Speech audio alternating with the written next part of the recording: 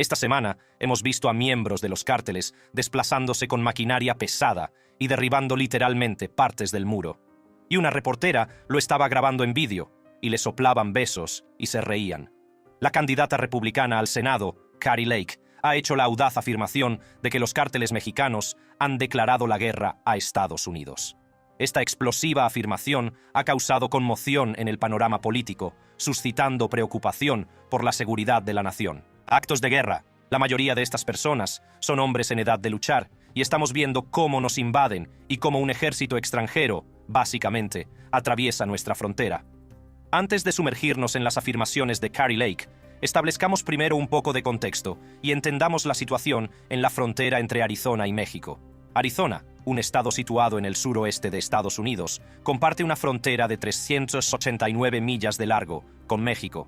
Esta frontera ha sido durante mucho tiempo el centro de los debates en torno a la inmigración y la seguridad fronteriza.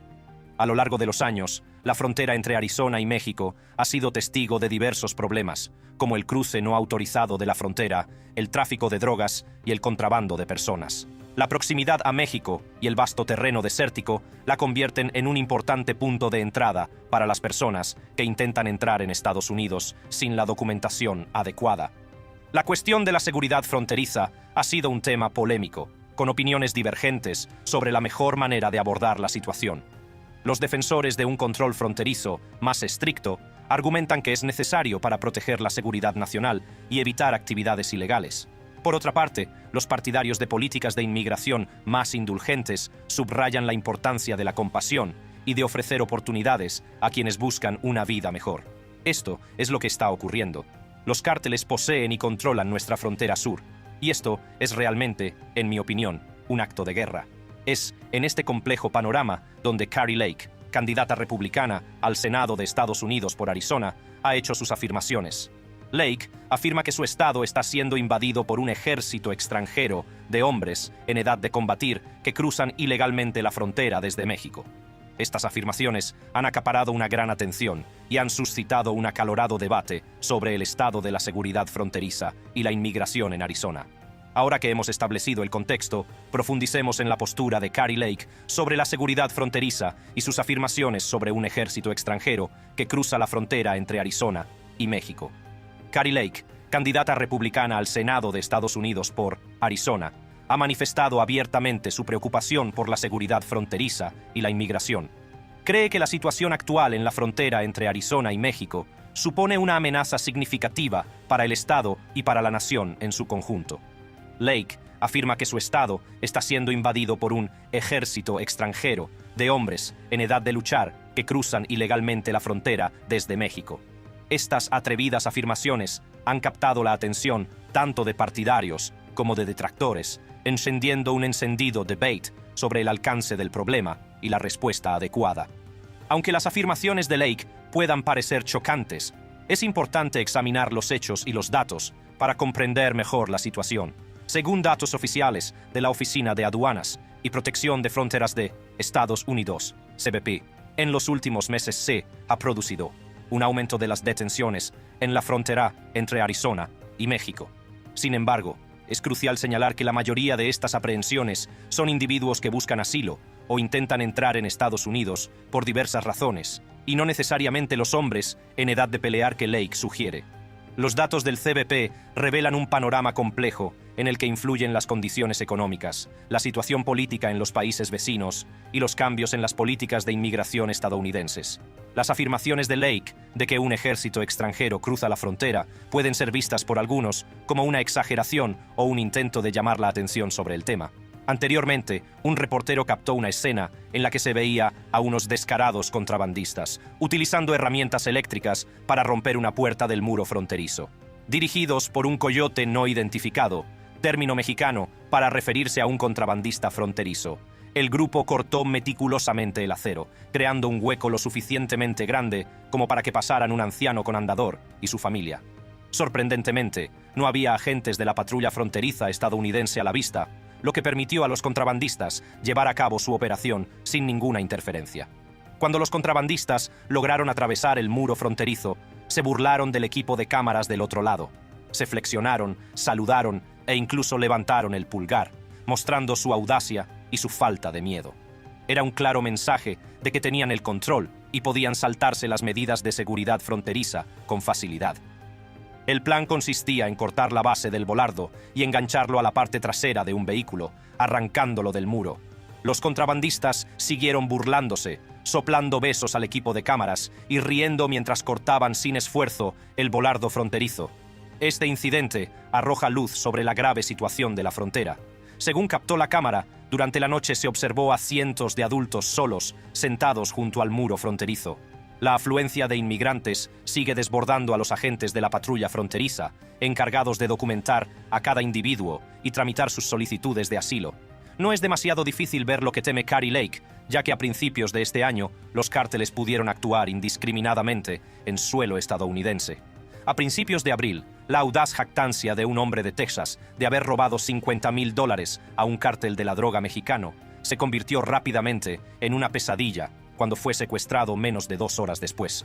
La misteriosa desaparición de este hombre ha dejado conmocionados a las autoridades y a la opinión pública. Según los testigos, el incidente comenzó en una fiesta en una casa de Laredo, localidad cercana a la frontera de Estados Unidos con México. Eran alrededor de las 11 de la noche del 23 de marzo, cuando se oyó a Eric Tadeo Ramírez, el hombre de Texas en cuestión, alardear por teléfono con una mujer desconocida de su audaz robo al tristemente célebre Cartel del Noreste.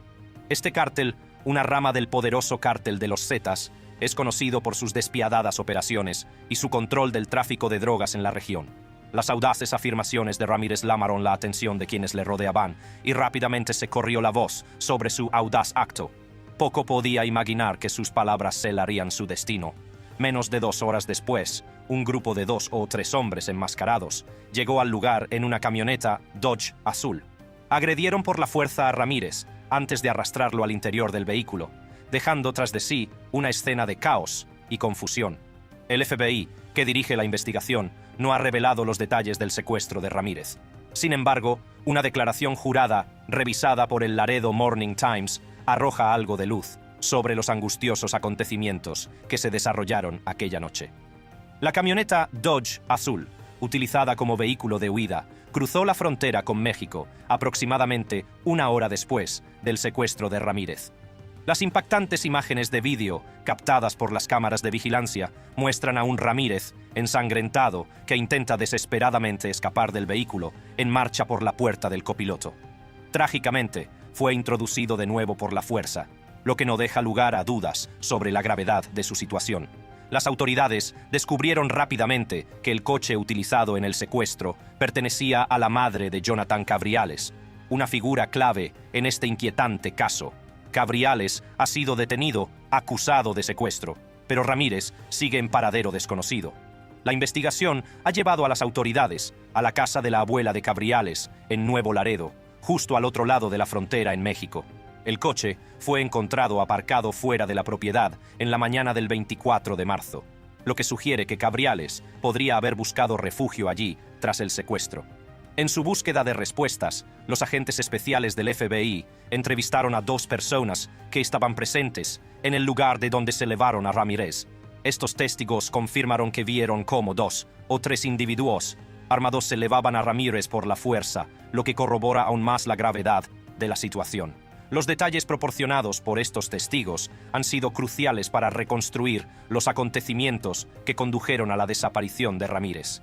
El 27 de marzo, los agentes del Servicio de Aduanas y Protección de Fronteras de Estados Unidos detuvieron a Cabriales cuando intentaba regresar a Estados Unidos en la misma camioneta Dodge. Durante una entrevista posterior a la detención, Cabriales admitió haber conducido el vehículo hasta México el 24 de marzo, con Ramírez como cautivo, junto con otras 3 personas. Confesó estar al corriente de que Ramírez había robado unos $50,000 al Cártel del Noreste, lo que podría ser el móvil del secuestro.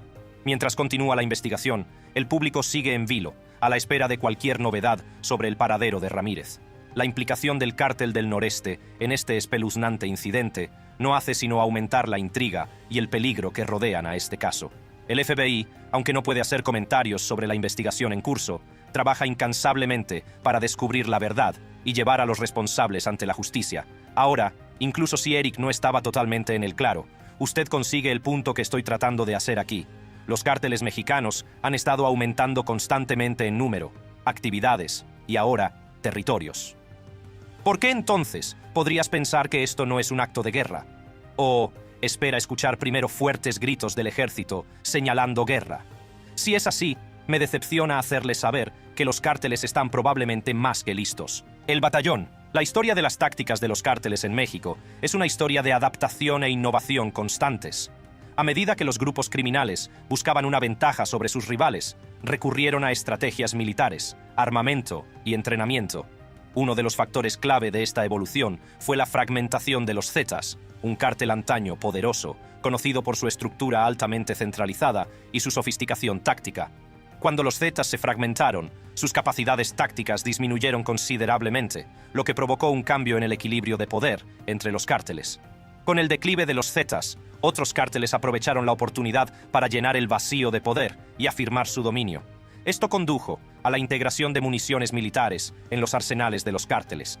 Las granadas propulsadas por cohetes, RPG, y las granadas de fusil de 40 milímetros se convirtieron en armas habituales de su arsenal, dándoles una ventaja significativa en las batallas contra los grupos rivales. Los cárteles también empezaron a utilizar rifles de calibre 50 como armamento principal de vehículos blindados de combate improvisados, IAFV. Estos narcotanques, como llegaron a ser conocidos, proporcionaron a los cárteles ventajas tanto simbólicas como instrumentales. Proyectaban poder e infundían miedo a sus oponentes, al tiempo que ofrecían protección y movilidad a los combatientes. Estos improvisados vehículos blindados de combate les permitían librar batallas con grupos rivales y afirmar su dominio en regiones disputadas. Los cárteles exhibieron sus capacidades militares a través de vídeos grabados con teléfonos con cámara y compartidos en Internet, que mostraban primitivas batallas de narcotanques que conmocionaron al público mexicano y a sus rivales. Junto con la integración de armamento de grado militar, los cárteles también empezaron a emplear artefactos explosivos improvisados, IED, como medio de mensaje de amenaza. Estos artefactos, utilizados normalmente para infundir miedo y enviar un mensaje a sus adversarios, añadieron otra capa de complejidad a las tácticas de los cárteles. Además, el uso cíclico de coches bomba antipersona se convirtió en una estrategia recurrente que recordaba a las tácticas empleadas por los cárteles de la droga colombianos a finales de los años 80 y principios de los 90. El uso de artefactos explosivos, improvisados y coches bomba antipersona por parte de los cárteles supuso una escalada significativa en sus tácticas.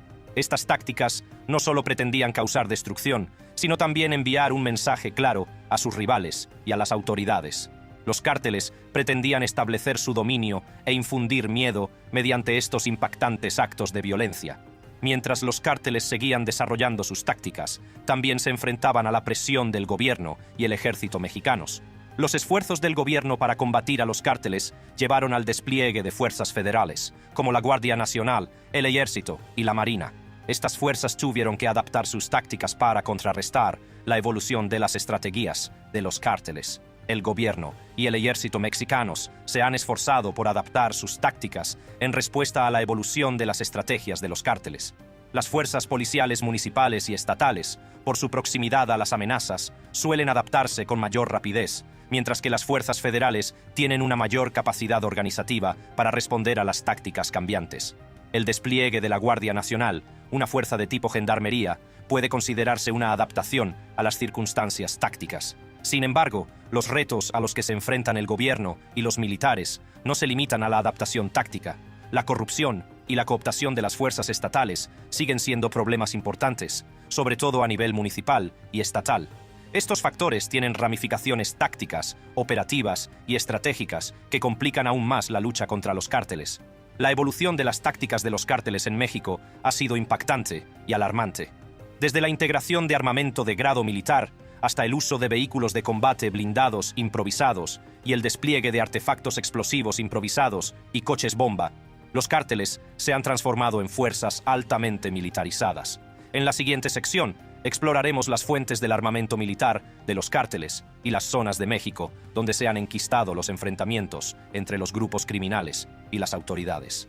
El acceso de los cárteles a armamento militar ha sido un factor importante en su evolución y en la escalada de violencia en México. Estas armas les proporcionan un nivel de potencia de fuego y sofisticación que rivaliza incluso con algunos ejércitos nacionales. Pero, ¿de dónde obtienen los cárteles estos arsenales mortíferos? Las fuentes de las armas ilícitas que van a parar a los cárteles son variadas, pero existen tres fuentes principales de armamento de grado militar.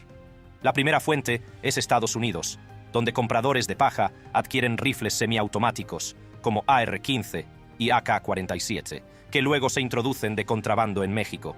Estos rifles de modelo civil pueden modificarse fácilmente para que funcionen con ráfagas y con todo automático, lo que da a los cárteles acceso a armas de fuego de gran potencia. La segunda fuente de armamento de grado militar son los arsenales militares centroamericanos saqueados. A lo largo de los años, estos arsenales han sido blanco de los grupos criminales, dejándolos sin armas ni munición.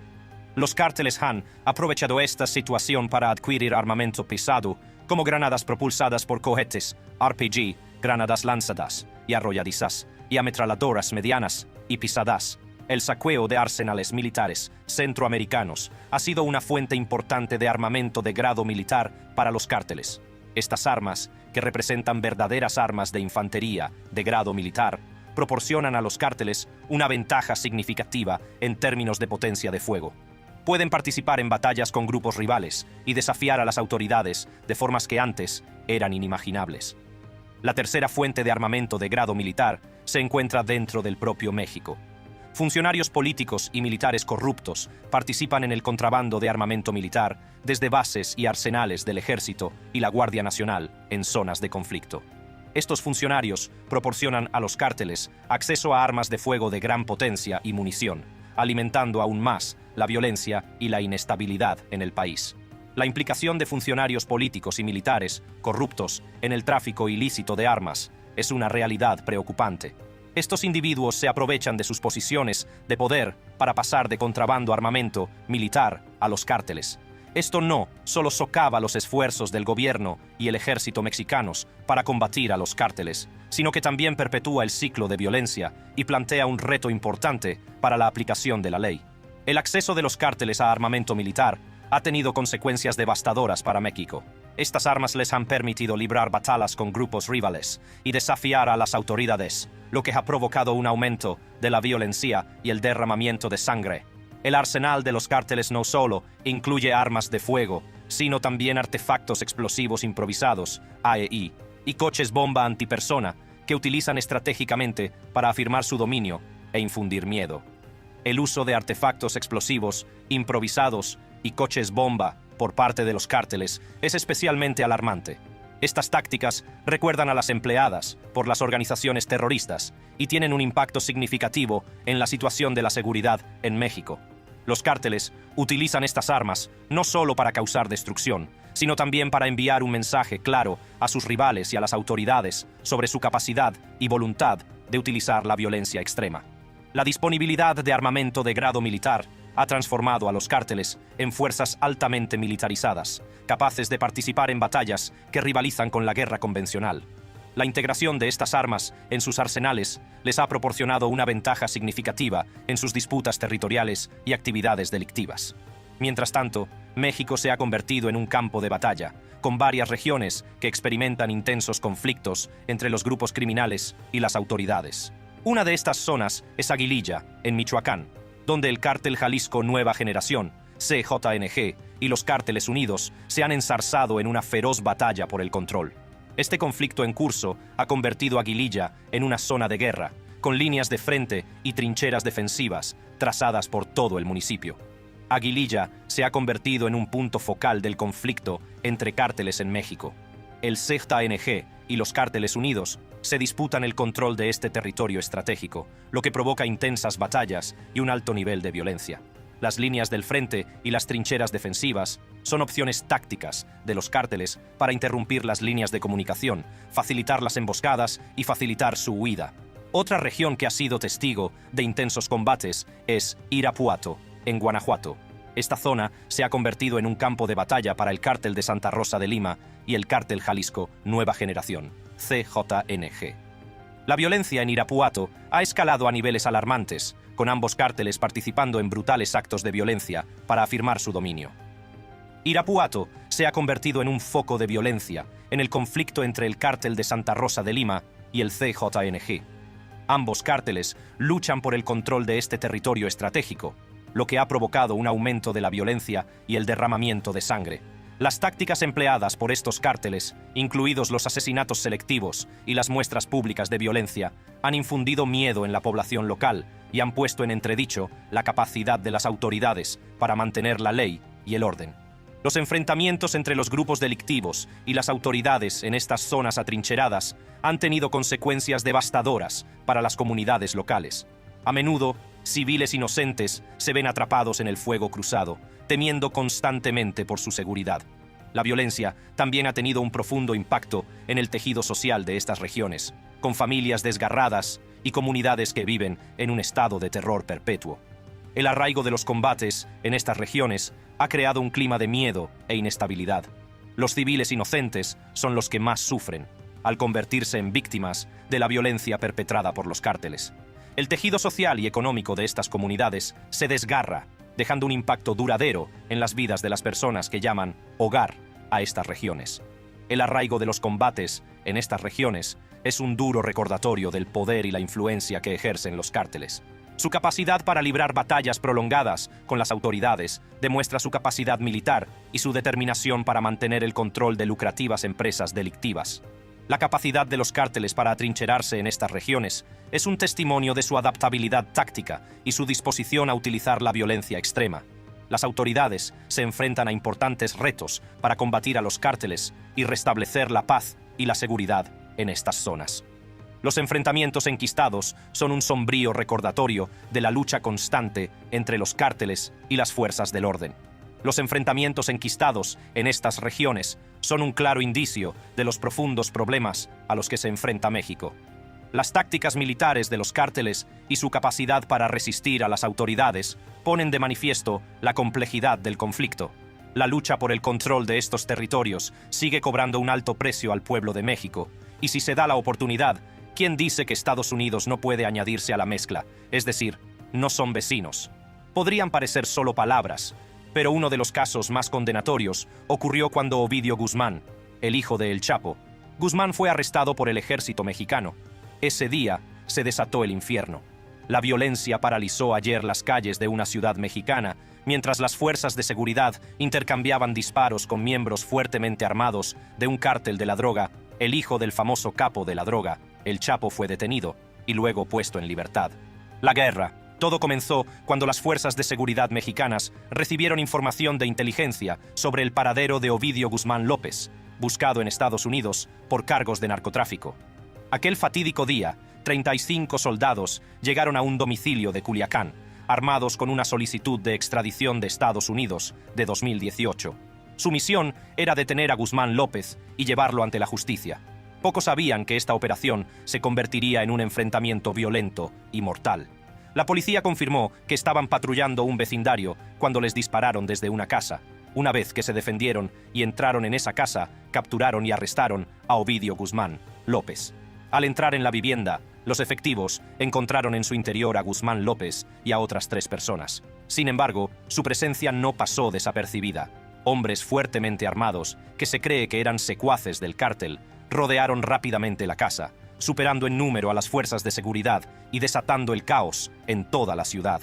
Se tomaron las cabinas de peaje, se bloquearon las carreteras principales y los principales cruces fueron controlados por hombres que portaban armas de alto calibre. Paren todo, me he entregado. Paren todo, por favor, paren todo, cálmense. La situación se descontroló rápidamente. En medio del caos, los presos de una cárcel cercana se amotinaron, arrebataron las armas a los guardias y se dieron a la fuga. 56 presos consiguieron huir y por el momento 49 siguen en libertad. La audacia de los miembros del cártel quedó patente cuando incluso tomaron como rehenes a varios soldados y atacaron el complejo de viviendas donde residen las esposas y los hijos de los soldados.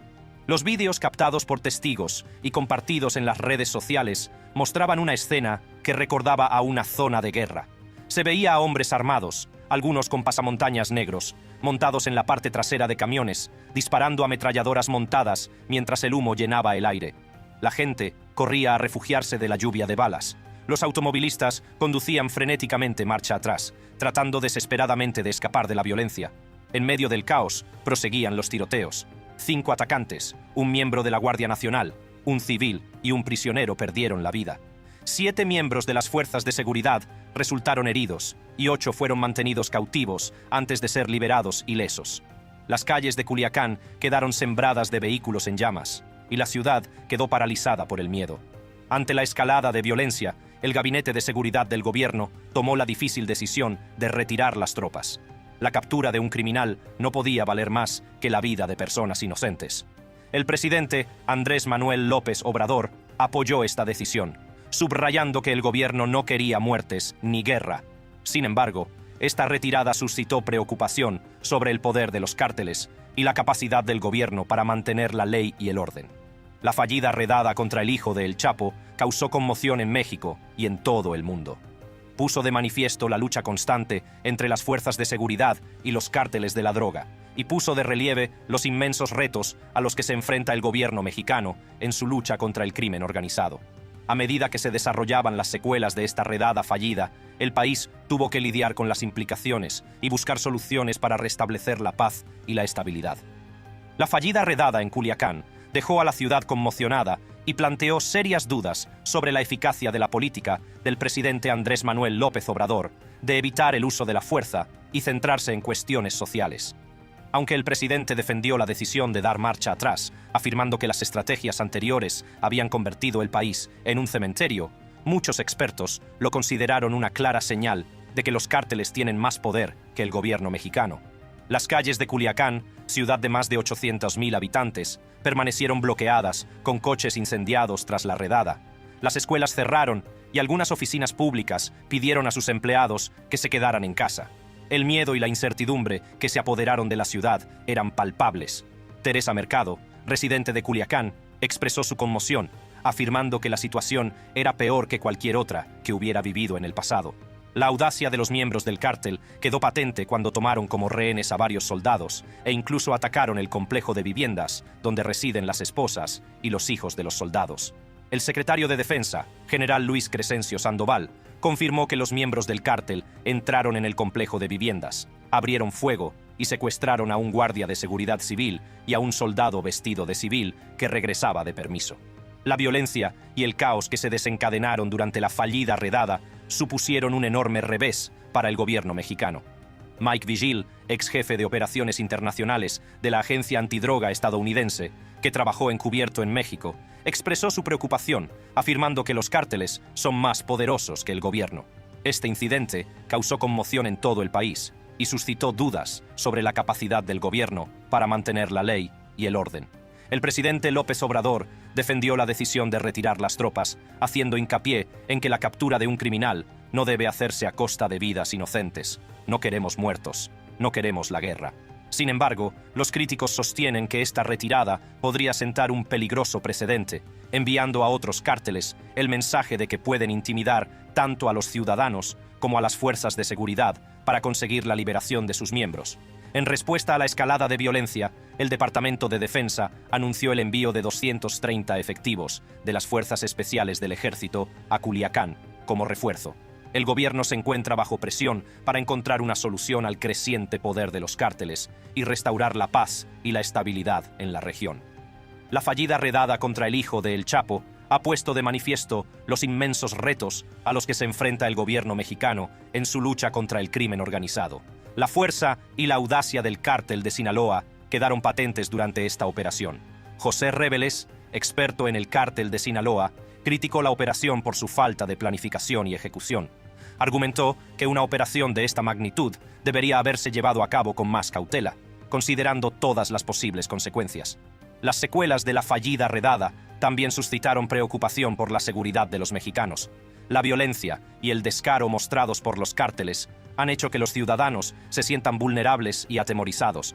La capacidad del gobierno para proteger a su pueblo y mantener la ley y el orden está siendo cuestionada. Con todo ello, vuelvo a preguntar. Con el actual volumen de invasión a través de las fronteras estadounidenses por parte de los cárteles, ¿crees que Kari Lake tenía razón? ¿Crees que es un acto de guerra?